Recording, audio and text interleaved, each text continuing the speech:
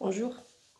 Donc voilà de nouveau dans la classe de français, le français au collège programme marocain, toujours avec les troisième années collège et même les deuxièmes, pourquoi pas. On est dans la révision pour l'examen et on est toujours dans la compréhension de texte. On a déjà vu un texte, rappelez-vous, c'était un récit d'aventure. Alors aujourd'hui, on va voir un autre texte pour vous entraîner. Vous écoutez le texte. Bien. Lorsqu'elle allait au marché, ma mère me laissait au passage dans la classe de mon père qui apprenait à lire à des gamins de 6 ou 7 ans. Je restais assis, bien sage, au premier rang. Un beau matin, elle me déposa à ma place et sortit sans mot dire pendant qu'il écrivait sur le tableau noir.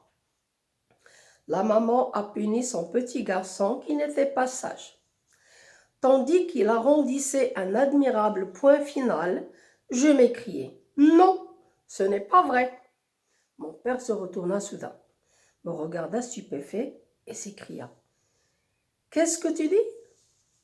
Maman ne m'a pas puni, tu n'as pas bien écrit. »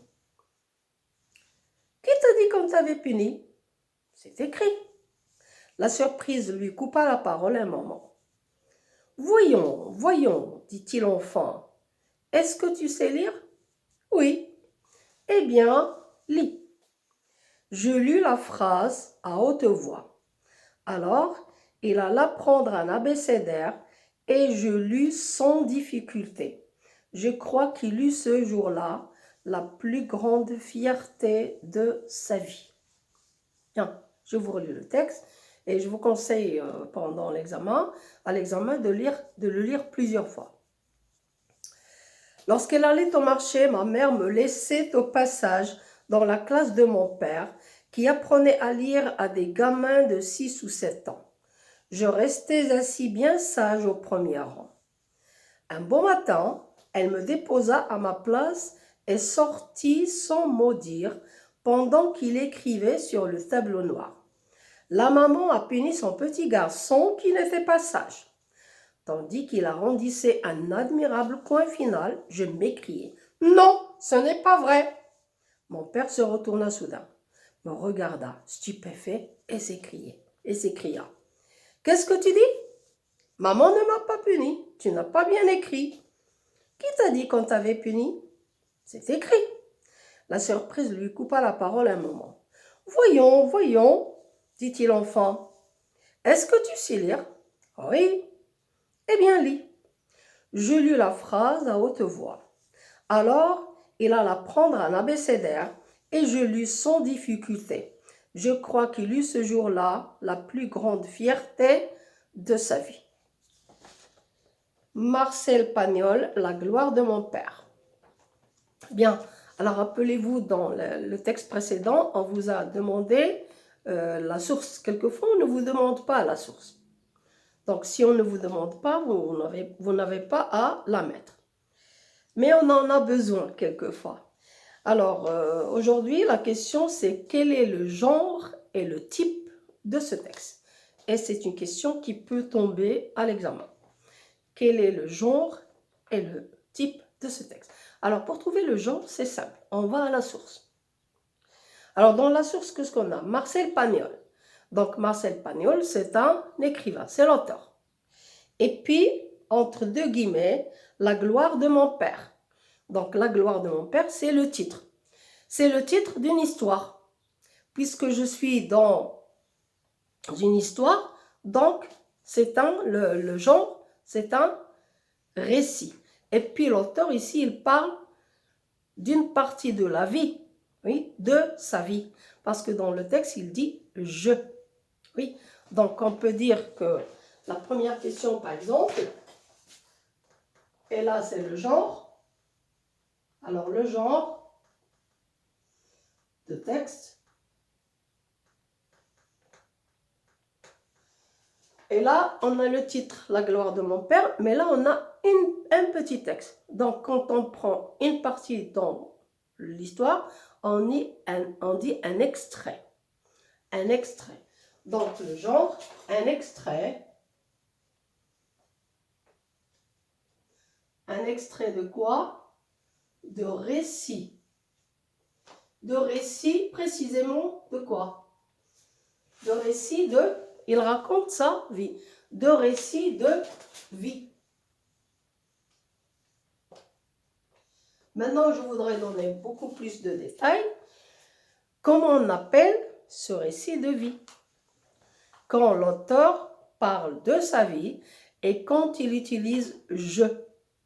Vous l'avez déjà vu dans le programme cette année, c'est l'autobiographie. Donc, on peut ajouter une autobiographie. Vous y êtes? Voilà. Alors, dans le premier mot, il y a deux questions. Le genre et le type. Le type de texte. Alors, sachez que dans le récit, le type est toujours narratif. Parce que l'auteur raconte. Donc, ça peut être une narration et quelquefois, ça peut être une description. Donc, on a ici type narratif.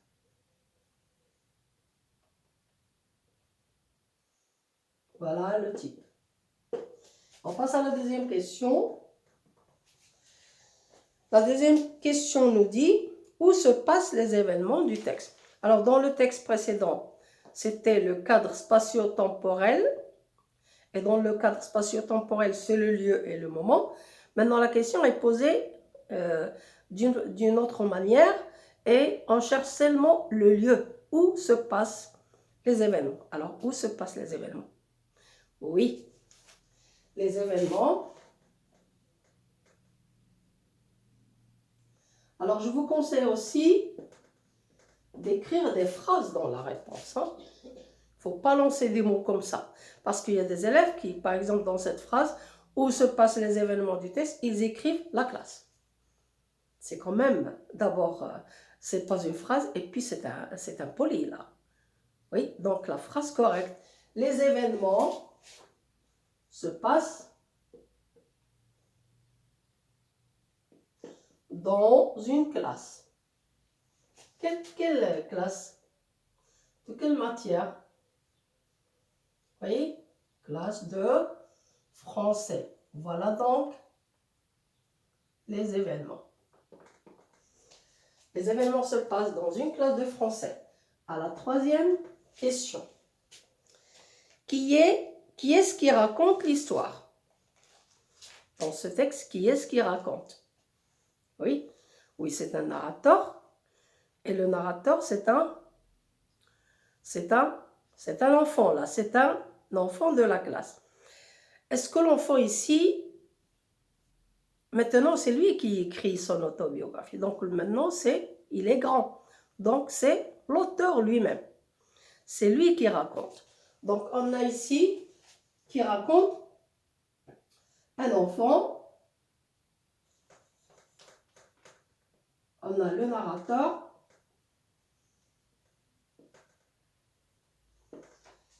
Un enfant. Mais là, c'est l'auteur. C'est l'auteur qui raconte. La quatrième question. Le narrateur est-il un élève de la classe? Est-ce que le narrateur est un élève de la classe? Dans le texte, il y avait mon père qui apprenait à lire à des gamins de 6 ou 7 ans. Les enfants qui étaient dans cette classe, 6 ou 7 ans. Mais lui, est-ce que c'est un élève de la classe? Est-ce qu'il fait partie de la classe? Non, parce qu'il dit, lorsque maman allait au marché, elle me laissait au passage dans la classe de mon père. Et lorsqu'elle revenait du marché, elle passait me prendre. Donc, ce n'était pas un élève. Donc, la réponse, le narrateur ici, est-il un élève? Non. Alors, non. Le narrateur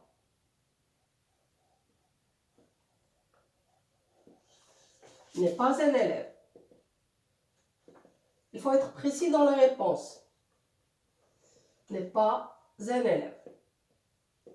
C'est qui alors? C'est le fils de qui? C'est le fils du professeur ou du maître. Parce que les gamins de la classe, ils avaient entre 6 ou 7 ans. Et là, c'est un enfant peut-être de 3 ans, 4 ans. Oui. Bien, voilà. Donc la réponse, le narrateur n'est pas un élève, c'est le fils du professeur. La 5e question. Pourquoi l'enfant s'écria-t-il? Parce qu'il dit, pendant qu'il arrondissait un admirable point final, je m'écriai. Pourquoi est-ce qu'il s'écria dans le texte? Hein? Oui, allez. Oui, très bien. Parce qu'il croit que la phrase parle de lui. Il croit que le garçon puni, c'est lui. Il croit que c'est sa maman qui l'a puni. Voilà ce qu'il croit. Donc, la réponse, l'enfant s'écria ou s'écrie. Dans la réponse, répondez, mettez le verbe au présent dans l'indicatif. Hein. L'enfant s'écrie car il croit que le garçon puni est lui. Il croit donc que le garçon puni est lui. Il croit que c'est sa maman qui l'a puni. Oui, on passe à la question suivante. Quelle est la réaction du père quand l'enfant s'écria? Quelle est la réaction du père? C'est-à-dire, que fait le père? D'abord, il est surpris, stupéfait, plus que la surprise. Donc, il est surpris, il est stupéfait. Et pourquoi? Allez, il le dit dans le texte. La surprise lui coupa la parole un moment. Donc, il est surpris. Pourquoi? Oui, il est surpris de voir son fils lire une phrase au tableau. Parce que pour lui, c'est un enfant qui n'est pas encore scolarisé, donc il ne sait pas lire. Donc voilà sa surprise. Donc la 6e question, le père est surpris de voir son fils lire, et pas seulement lire, lire et comprendre. Lire et comprendre une phrase au tableau. Voilà pourquoi est-ce qu'il est surpris. Bien. Il y a une autre question qu'on va voir tout de suite. Alors, on a le genre de texte, un extrait de récit de vie, une autobiographie. Le type narratif, les événements se passent dans une classe de français, le narrateur est un enfant, le narrateur, oui, un enfant, et c'est l'auteur. Non, le narrateur n'est pas un élève, c'est le fils du professeur. L'enfant s'écrie, car il croit que le garçon puni est lui. Le père est surpris de voir son fils lire et comprendre une phrase. Vous y êtes? Donc, je vais effacer pour terminer les autres questions. Alors, on termine. Il y avait une autre question. Et quelquefois, le texte qu'on vous donne n'a pas de titre. Et on vous dit dans les questions, dans la compréhension, donnez un titre au texte. Donc là, un titre. Alors pourquoi je n'écris pas le titre? Parce qu'on peut avoir plusieurs titres. Un titre. Alors lorsque vous choisissez un titre, il faut qu'il ait une relation avec le texte. Oui? Alors quel est le titre à votre avis? Oui? Quoi? Oui, l'enfant peut dire dans la classe de mon père. D'ailleurs, c'est là où il a appris à lire. Parce que chaque jour, sa maman le dépose, le met dans la classe et va au marché. Et bien sûr, un enfant, même s'il a 3 ans, 2 ans, à force de voir la même chose, d'écouter la même chose, il apprend. Donc, on peut dire il peut dire la classe de mon père, dans la classe de mon père. Ou bien, oui, la première phrase que j'ai lue. Oui, ou bien, si on veut donner un titre en relation avec le père. Oui, la surprise de mon père. Et à la fin du texte, il a dit, donc là, on a les émotions et les sentiments. Alors, je peux dire la surprise de mon père. Ou bien, la fin. Lorsqu'il lui a donné un abécédaire, c'est-à-dire un livre où il y a les lettres alphabétiques, il a lu. Je crois qu'il eut ce jour-là la plus grande fierté de sa vie. Donc, il y a 2 mots importants qui expriment les sentiments du père. La surprise, l'émotion, la surprise de mon père, ou bien la fierté de mon père envers moi. Donc, vous êtes libre de mettre le titre que vous voulez, sauf qu'il doit être en liaison, en relation avec les événements du texte. Donc, on va mettre n'importe quel titre. On peut mettre la fierté de mon père. Donc, lorsque je vais avoir comme titre la fierté de mon père, bien sûr, je vais me poser la question de quelle fierté s'agit-il. Donc, je vais être curieux de lire le texte pour savoir. Vous y êtes? Voilà donc pour la compréhension de ce texte d'aujourd'hui. C'est un récit. Alors, on a vu un récit d'aventure. Et là, c'est un extrait d'autobiographie à la première personne parce qu'il y a des autobiographies écrites à la 3e personne quand l'auteur ne veut pas se montrer. Oui, et on a vu des exemples.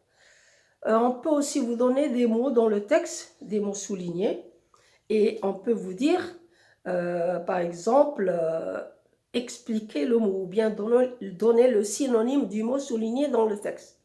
Donc, il y a beaucoup de questions. Alors, il nous reste un 3e exemple que je ferai avec vous toujours dans la compréhension de texte. Et après, on passera aux outils de langue, toujours dans révision pour l'examen. Et bon courage.